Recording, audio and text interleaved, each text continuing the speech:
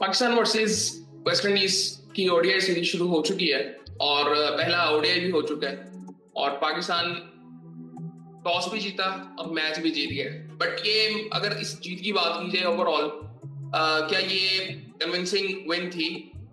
मैं नहीं समझता।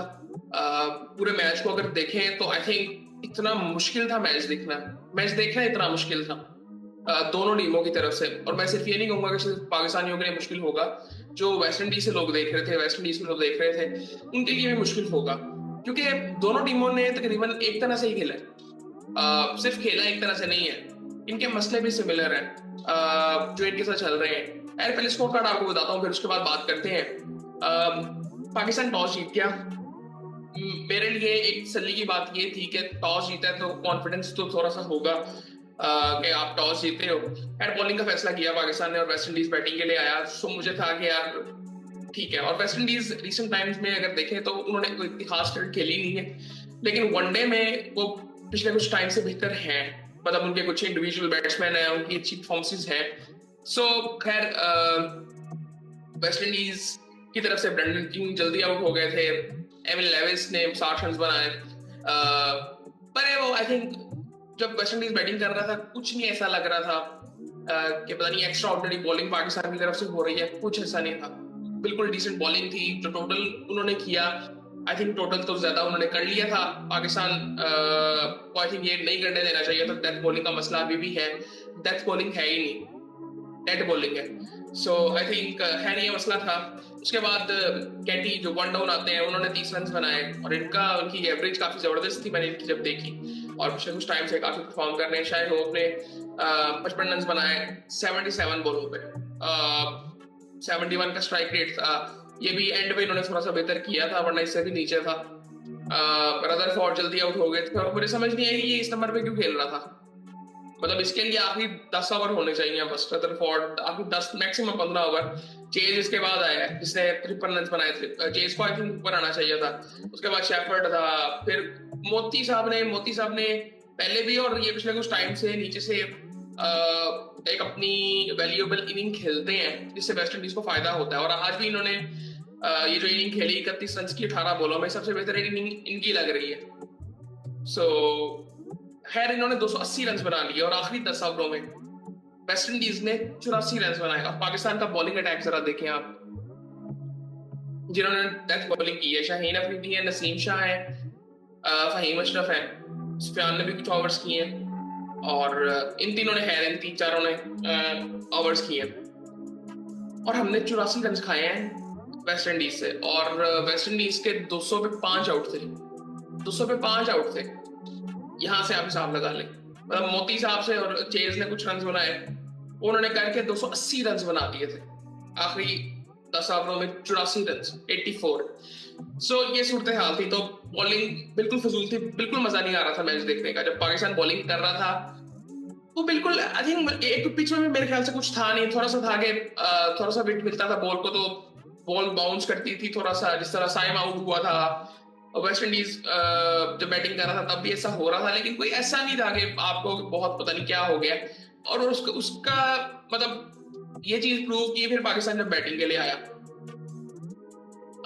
बैटिंग में भी मैं ये नहीं कहूंगा कि पाकिस्तान की बहुत कन्विंसिंग जीत बैटिंग की वजह से थी, कुछ ऐसा नहीं था। खैर पाकिस्तान ने बैटिंग शुरू की, डिसेंट स्टार्ट था पाकिस्तान का भी। अब्दुल्ला ने 29 रन बनाए, साइम जल्दी आउट हो गया था 5 रन बना के। अच्छा बॉल था, बट ये एक्सक्यूज मुझे लगता है किसी बैट्समैन को देना नहीं चाहिए कि अच्छा बॉल पड़ गया तो ये वो। खैर उसके बाद बाबर आजम ने 10 रन बनाए 64 बॉलों में। बोरिंग इनिंग थी, बिल्कुल बोरिंग इनिंग थी। 73 रन। और मैं इंडिविजुअल्स में बात ही नहीं अब करूंगा। मुझे लगता है कि मैं तो खैर सपोर्टर हूँ बाबर आजम का। और मुझे सिर्फ लगता है कि वो उनकी एवोल्यूशन हो ही नहीं पा रही, वो रुक गए हैं एक जगह पे। और वो तब्दीली उनमें नजर ही नहीं आ रही पिछले कुछ सालों से कि थोड़ा सा कोई इंप्रूवमेंट आई हो। वो मेंटली तौर पर एक जगह पे रुक गए हैं, पता नहीं है कैसे ठीक होगा। मोस्टली ये चीजें जब जिंदगी में होती हैं तो इंसान सोचता है उसके बारे में, फिर सोल्यूशन ढूंढता है, फिर अपने आप को बेहतर करता है। बाबर आजम की एवोल्यूशन एज अ बैटर भी है, वो एज अ क्रिकेटर भी है, वो नजर नहीं आ रही। वो जब थोड़ा मतलब अपने आप को एक्सप्रेस करते हैं ऑन द ग्राउंड, वो ऐसे लगता है कि इट्स फेक से मेरी मुराद ये है कि वो ऐसे लगता है कि अपने आप को एक्स्ट्रा पुश कर रहे हैं, वो करना नहीं वो चाहते। सो आई थिंक वो मेंटली तौर पर वो एक जगह रुक चुके हैं, वो इम्प्रूवमेंट नजर आ ही नहीं रही कि उन्होंने अपने आप को बेहतर किया हो।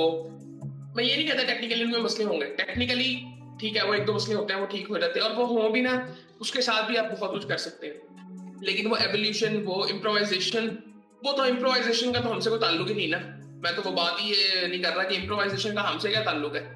एक बिल्कुल सिंपल सी चीज है कि हमें डॉट बॉल्स कम खेलनी है, वो आज तक हमें समझ ही नहीं आई, ये कॉन्सेप्ट ही नहीं समझ आता हमें कि डॉट बॉल्स हमने कम खेलनी है। और पाकिस्तान की बैटिंग लाइनअप भी बड़ी लंबी थी। खैर बाबर ने 47 रन बनाए 64 बॉलों में। खैर ये भी कह सकते हैं कि काफी अर्से बाद वो मैच खेल रहे थे, एक एक्सक्यूज हो सकता है। रिजवान ने 53 रन बनाए 69 बॉलों में, इनका भी मतलब 76 का स्ट्राइक रेट इनका भी था। सलमान आगा 26 बॉलों में 23 रन बना के आउट हुए।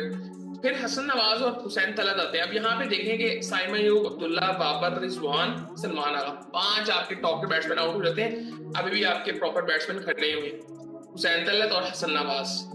अच्छी बात, बहुत अच्छी बात है। बट क्या आपकी बॉलिंग लाइनअप इतनी स्ट्रांग है? नसीम शाह की, मुझे उस बंदे की समझ ही नहीं आ रही, पता नहीं कितने सालों से वो बंदा खेल रहा है, वो उसका कंट्रोल ही नहीं है। आज भी उसका बैलेंस लूज हो जाता है, उसको पता ही नहीं उसका बॉल गिरेगा कहां पे, वो कंट्रोल ही नहीं है, मैं क्या करूंगा क्या होगा। मैं वही बात कर रहा था ना कि इम्प्रोवाइजेशन, एवोल्यूशन इंसान की जो होती है, कि जिसमें इंसान बेहतर हो रहा होता है, अपने आप को बेहतर समझता है, अपनी गेम को बेहतर समझता है, वो तो किसी के साथ भी नहीं होता ना हमारे यहाँ पे। उसकी एक वजह यह है कि वो माहौल ही नहीं है। और आप जरा सा टैलेंट देखते हैं तो वो पाकिस्तान टीम में आ जाता है कि जी मुल्क में एक टैलेंट नजर आ गया पाकिस्तान टीम में, और बहुत रेयरली उसमें से लोग फिर अपने आप को बेहतर कर पाते हैं। अभी हसन नवाज भी मेरे लिए तो एक हैरानकुन चीज है कि जिस तरह मेरे ख्याल से इसको बहुत जल्दी डाल दिया गया था अभी भी, लेकिन फिर भी वो परफॉर्म जिस तरह से कर रहा है, वो टैलेंट इतना जबरदस्त है, वो कर रहा है परफॉर्म, बहुत अच्छी बात है। बट हमारे यहाँ पे अगर कोई सिस्टम होता तो मैं जरूर कहता कि वो सिस्टम से होके आए, उसमें अपने आप को, वो कहते हैं ना जी, कोयला को डायमंड बनने में उसको प्रेशर एक चाहिए, वो प्रेशर वहां से गुजर गया है। हम वो प्रेशर डालते हैं आगे इस क्या कहते हैं टॉप लेवल क्रिकेट में, पाकिस्तान टीम में आके, जो कि मैं समझता हूँ कि बिल्कुल फजूल सी चीज है। और ये बात पता नहीं हमें समझ आएगी कि नहीं आएगी, आज तक तो नहीं आई। जितनी देर से मैं फॉलो कर रहा हूँ उससे पहले भी ऐसे ही था। खैर उसके बाद हसन नवाज ने 63 रन बनाए 54 बॉलों में। शुरू में स्ट्रगल कर रहे थे, इनको भी काफी चांस मिले, सीधा कैच छूट गया था 48 पे, 48 या 49 सीधा कैच छूट गया था। उसके बाद भी कुछ चेंज हो सकता था, लेकिन मुझे लगता है कि उस वक्त इतना ज्यादा फर्क नहीं पड़ना था कि काफी मैच चला गया हुआ था पाकिस्तान के हक में। उसके बाद फहीम अशरफ अभी थे, शाहीन भी थोड़ी सी बैटिंग कर लेते हैं। सो हुसैन तलत बड़ी जबरदस्त बैटिंग कर रहे थे, 37 बॉलों में 41 रन उन्होंने बनाए, एक छक्का लगाया, 4 चौके लगाए, और 3 छक्के लगाए हसन नवाज ने। शुरू में स्ट्रगल काफी कर रहे थे, चांस इनको भी काफी मिले, कैच छूटे। वेस्ट इंडीज भी उसी तरह की टीम है ना, जो हम कर रहे थे वो भी कोशिश करते हैं कि हम ज्यादा करें, उनके भी साथ सेम मसले हैं। बेहतर कोच है उनका भी, अच्छा कोच हमारे पास भी है, उनके पास सब कुछ है, पैशन की कमी है। हम समझते हैं पैशन क्या होगा यदि आपने आपको एक्सप्रेस कितना ज्यादा कर रहे हो on the ground, on the field, आपको क्या नजर आ रहा है, वो नहीं होता पैशन। पैशन नहीं होता कि आपकी थ्रो कैसी है, आप प्रेशर सिचुएशन में बैटिंग कैसी कर रहे हो, स्ट्रेटजी आपकी क्या है, कैलकुलेशंस क्या है आपकी, और किस तरह से आपने रन चेस करने हैं, वो इंटेंट नजर आए, ये सारी चीजें होती हैं। लेकिन कुछ भी इस तरह का नजर नहीं आता, और ये कमी है पैशन की। उसकी एक वजह कमर्शियलाइज हो चुकी है, ये पुरानी ये सारी बातें डिस्कस कर चुके हैं हम। लीग क्रिकेट का बहुत ज्यादा होना, आई थिंक मुझे लगता है कि हम देखने में बोर होते हैं, खेलते हुए बोर हो जाते हैं, जो कि मैं समझता हूँ खेलते हुए कैसे इंसान बोर हो सकता है, और वो पैशन नजर ही नहीं आता। बिल्कुल ना साफ फर्क नजर आता है। ऑस्ट्रेलिया इंग्लैंड होगी ना, वो दो टीमें ही है। इंडिया किसी हद तक, अब रोहित शर्मा नहीं है, मैं सके वो चीज इंडिया में भी है। जो रोहित शर्मा का जो इम्पैक्ट था कि पावर प्ले में था जो, वो इंग्लैंड ऑस्ट्रेलिया के अलावा किसी टीम में नजर नहीं आता। साउथ अफ्रीका में भी कभी आता है, न्यूजीलैंड में कभी कभी आ जाता है। सो बिल्कुल भी नहीं है, वो एक अलग लेवल खेल रहे हैं। ऑस्ट्रेलिया सीरीज में वेस्ट इंडीज के साथ हुई थी, वो इनको खा के गए हैं, खा के थूक के, खा के थूक के, खा के ऐसे गए हैं। हम किस तरह से खेल रहे हैं, हम उनके साथ बराबर नहीं खेल रहे, उनके लेवल पे आगे खेल रहे हैं। और वो अच्छी नहीं है उनके पास जबरदस्त। अगर मैं बॉलर्स की इस वक्त बात करूं, करंट सिचुएशन की बॉलिंग मुझे हमसे बेहतर, मुझे बड़ा जबरदस्त बॉलर है वो। हम जिस तरह की डेथ बॉलिंग कर रहे थे, जो पैर पड़ी थी जोसेफ से, बॉलर यहाँ पे इस लेंथ पे, नो बॉल थी, इस लेंथ पे उसने चुपेर मारी थी, नहीं ग्राउंड के बाहर गई थी। मोती साहब ने पूरे बैट फ्लो से छक्के मारे हैं नसीम शाहीन को। ये तो मैं शुक्र करता हूँ अभी उन्होंने आखिरी ओवर नहीं खेला, वरना 300 पार हो जाना था। और 300 पार होता, वो साइकोलॉजिकली इतना प्रेशर होना था पाकिस्तान टीम पे कि शायद हम ये मैच हार जाते जिस तरह हम ये मैच जीते हैं। अभी एक ओवर हम खेले नहीं, और मैं आखिरी 10 ओवर कह रहा हूँ, आखिरी 9 ओवरों में ये हुआ है। एक ओवर तो आखिरी हमने खेला ही नहीं है। वो तो शुक्र है वो नसीम शाह सबको याद आ गया कि यार यॉर्कर किए जा सकते हैं और आउट किया जा सकता है, और ये सामने टेल एंडर खड़ा है जिसके लिए मुश्किल होगी यॉर्कर खेलना। सो ये है हमारे साथ मसले। हमारे पास सलमान मिर्जा कहाँ पे है, क्यों नहीं है टीम में, सवाल उठता है। आकिब जावेद कहाँ पे है, समझ नहीं आ रही। इतने बॉलर्स जो नजर आए थे वो कहाँ पे है। सो आई थिंक ये मसले मसाइल हैं और ये चलते रहेंगे। और आई थिंक मुझे लगता है कि ये एक सर्वाइवल क्रिकेट जनरली ना, क्रिकेट देखना मुश्किल होता जा रहा है। स्पेशली अगर इवन T20 क्रिकेट में भी मैं बात करूं कि T20 क्रिकेट भी सबकी देखी नहीं जाती, सबकी नहीं आप देख सकते कि आप हर किसी का मैच है तो उस पैशन से आप देखो भी। उसकी एक वजह यह है कि वो एक्साइटमेंट ही नहीं है, इन दोनों टीमों में वो एक्साइटमेंट है ही नहीं।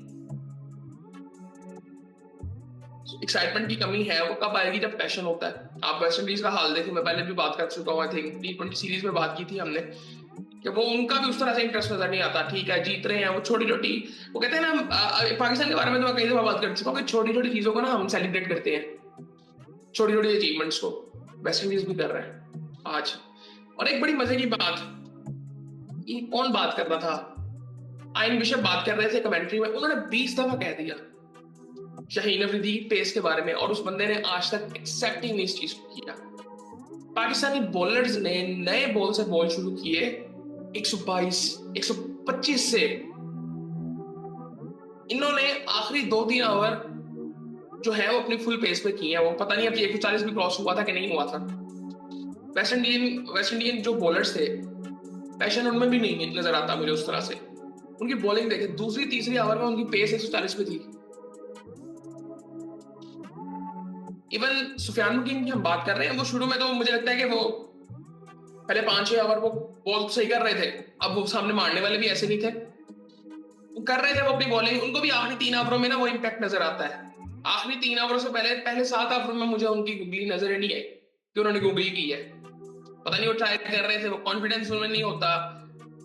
लोग आजकल बड़ी बात कर रहे हैं लोग कि जी सुफियान मुकीम को डालें, वो बड़ी जबरदस्त बॉलिंग कर रहे हैं। बहुत अच्छी बात है, डालना चाहिए, बहुत अच्छा टैलेंट है। ठीक है स्पिनर्स नहीं है हमारे पास, बट मैं फिर वही बात कहूंगा, आज हम खिला लेंगे ना, तो हम जब बाहर करेंगे ना इसको, तो फिर हम दोबारा इसको ला नहीं सकेंगे, ये फिर बाहर हो जाएगा जिस तरह बाकी बॉलर के साथ होता है। इसीलिए वो जो पॉलिश होना होता है वो एक सिस्टम में रह के होना होता है। अब मैं अगर सिस्टम होगा तो मैं कहूंगा कि वहां पे पॉलिश हो। अब बात ये है कि इधर भी कुछ नहीं है, इधर भी कुछ नहीं है, सो वो सही गलत कुछ कहा नहीं जा सकता कि क्या करें। अब ये ठीक है कि वो ठीक होता, इसीलिए मैं इस हक में नहीं था कि वो अभी वनडे की बॉलिंग में आए, वो करते रहे T20 में बॉलिंग, अब यहाँ पे भी कर रहे हैं। ठीक है, बड़ी अच्छी बात है, कॉम्बिनेशन भी ठीक ही लग रहा है, बट आपके पास कोई ऐसा बॉलर नहीं है कि आप उसको बुलाओ यार आउट कर, नहीं है, पहले होते थे। आपके पास कोई ऐसा बैटर नहीं है जो क्रिकेट उस तरह की खेल रहा हो कि एक्साइटमेंट देखने वाले को जरा आती है ना, बिल्कुल नहीं आ रही थी, बोरियत हो रही थी। वो तो इंटरेस्टिंग मैच 180 के बाद बन गया जब बाबर साहब 118 पे आउट हुए, रिजवान भी आउट हो गए, 180 पे 5 आउट थे पाकिस्तान के, और अब ये दोनों नए बैट्समैन, और वहां पे हमारी हालत वेस्ट इंडीज से बुरी थी वो तो। और इसमें मैं आपको एक बात बताता हूँ, एक बड़ी इंटरेस्टिंग चीज है। हुसैन तलत जब ये T20 में इनको डाला गया था ना, मैंने पहले बात की थी कि जब इन्होंने चैंपियंस वनडे कप में फॉर्म किया, इनको वनडे में डाले आप, ये वनडे का प्लेयर है, बहुत बेहतर प्लेयर है, T20 के भी है लेकिन वनडे का बहुत बेहतर प्लेयर है।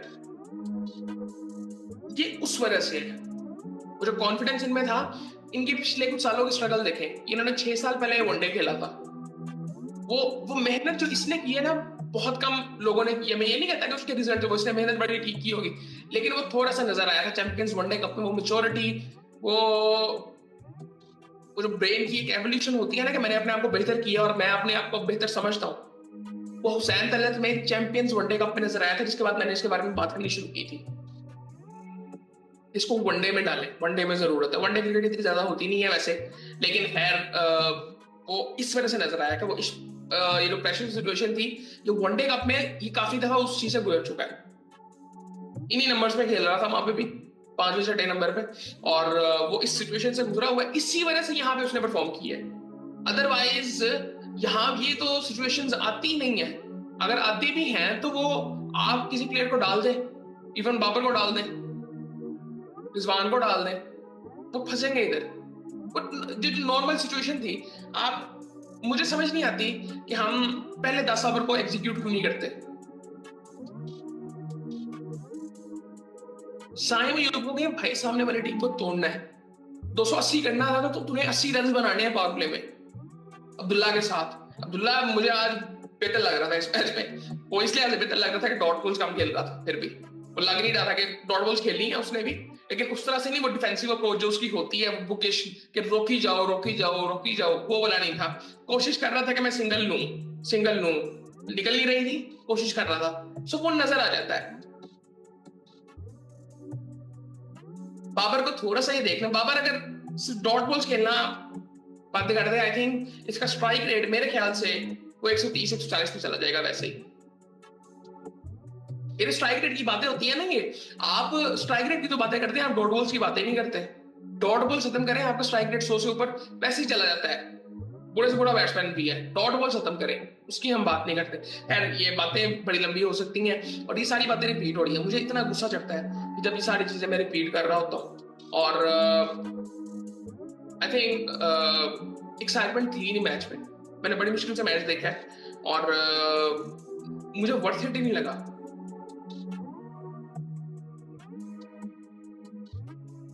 चलें देखते हैं दूसरे वनडे में क्या होता है। मैं उम्मीद सिर्फ इतनी कर रहा हूँ कि पाकिस्तान एक्साइटेड क्रिकेट खेले। इवन वेस्ट इंडीज, हम वेस्ट इंडीज से आई थिंक वो हमारे से आखिरी दफा 91 में जीते थे, आई थिंक पता नहीं कितने साल हो गए। यार उसमें ये वजह नहीं है कि उनकी टीम अच्छी नहीं आई होगी, वो एक चीज आप कह सकते हैं कि वो एक आई थिंक आपकी मेंटली भी वो एक चीज होती है ना कि हम, मैं ये नहीं कहूंगा कि वो ऐसा होगा कि आपसे जीत नहीं सकते, ऐसा कुछ नहीं है, वो इक्वली अच्छी टीम है, लेकिन वो एक चीज आपके जहन में होती है, जिस तरह पाकिस्तान इनसे खेल रहा है, सो कई पाकिस्तानियों के जहन में होता होगा कि यार इनको तो हम हराएंगे अब फिलहाल इस सूरत हाल में, लेकिन ऐसा नहीं है। मुझे अभी भी हमेशा लगता है, मुझे कभी नहीं ऐसा लगा कि पाकिस्तान इस टीम को हरा नहीं सकती, किसी टीम के खिलाफ भी ऐसा नहीं लगा। यकीन करें, मैं जब से फॉलो कर रहा हूँ क्रिकेट को, मुझे कभी नहीं ऐसा लगा, क्योंकि हमारे खेलने का तरीका ऐसा था। लेकिन पिछले कुछ सालों में ना हम, मुझे लगता है कि थोड़े से ना बुज़दिल हो गए हैं, नॉन सीरियस हो गए हैं, पैशन कम हो गया है, जिसकी वजह से कमी नजर आती है। सेम वेस्ट इंडीज का मसला ये है, और बाकी आई थिंक इतनी लंबी कुछ बात करने की हमें जरूरत नहीं है, इतनी लंबी तो हमने कर ली है मेरे ख्याल से। और बॉलिंग ज्यादा बड़ा चैलेंज है इस वक्त, बैटिंग में हम किसी ना किसी टाइम पे काबू कर लेंगे। आगा परफॉर्म करेगा, आगा ने आज भी डिसेंट थी, नहीं 23 रन की 25 बॉलों में, ज्यादा बॉलिंग नहीं खेला, लेकिन बॉलिंग वनडे क्रिकेट को एक्साइटेड बनाना है ना, तो बॉलिंग बहुत अच्छी होनी चाहिए टीम्स की, कि आए ये करें। आज तो वो पाकिस्तान के पास चांस था कि 34 बॉलों के बाद रिवर्स स्विंग सारा कुछ वो सब भी हो सकता है। 34 ओवरों के बाद अब आप एक बॉल चूज कर सकते हो जो कि अगले 16 ओवर आप इस्तेमाल करोगे, ताकि रिवर्स स्विंग को वापस लाया जाए। इसका ये रीजन है, बहुत अच्छा फैसला था। बड़े अरसे बाद मैंने आईसीसी की थोड़ी सी तारीफ की है, और ये चीजें की जानी चाहिए थी, और अच्छी बातें की जा रही हैं। और वनडे क्रिकेट अच्छी बॉलिंग के बगैर बिल्कुल बोरिंग है, स्पेशली अगर ऑस्ट्रेलिया इंग्लैंड नहीं खेल रहा था, क्योंकि वहां पे अटैक करेंगे ही नहीं। आप बुरी से बुरी बॉलिंग ले आए, वहां पे अटैक ही नहीं करेंगे, क्योंकि माइंडसेट वो वाला नहीं है। सो खैर करते रहेंगे इन चीजों के बारे में बात, लेकिन आई थिंक वीडियो बहुत लंबी हो गई है। बाकी आप फिर दूसरे वनडे में देखते हैं क्या होता है, और बाकी फिर आपसे बात होती है।